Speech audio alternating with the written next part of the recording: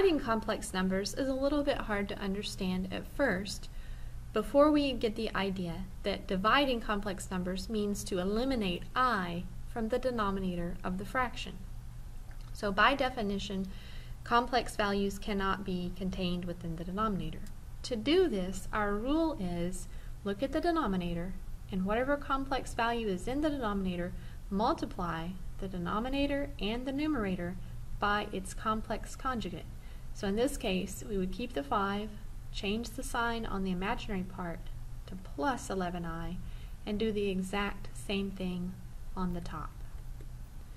This is an example where I tell my students it's either sink or swim, meaning that if you don't know to start the problem by multiplying by the conjugate of whatever's in the denominator, then you're in big trouble. From here, we would then want to multiply numerator and denominator. In the numerator, we can see that we simply need to distribute the 3.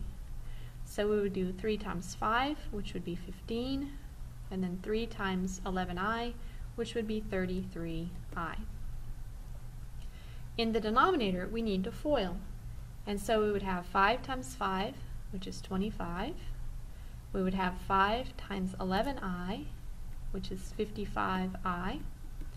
We would have negative 11i times 5, which is negative 55i. And then we would have negative 11i times positive 11i, which would be negative 121i squared. Simplify. The top will not combine, so we will leave it as 15 plus 33i.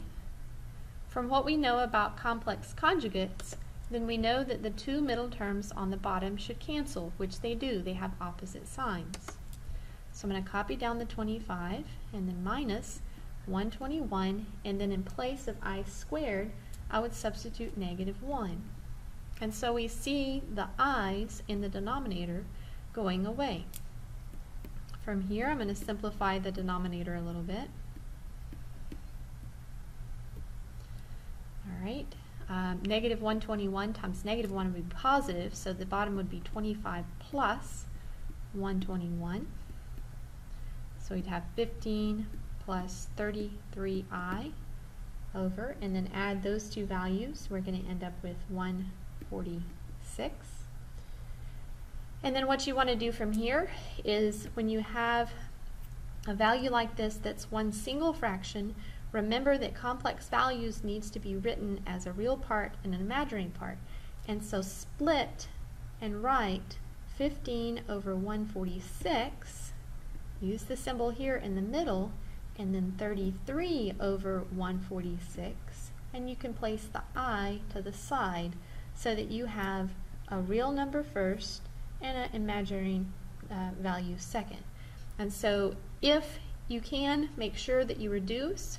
I don't think in this case anything goes into these values to reduce them, and so this would be our final answer.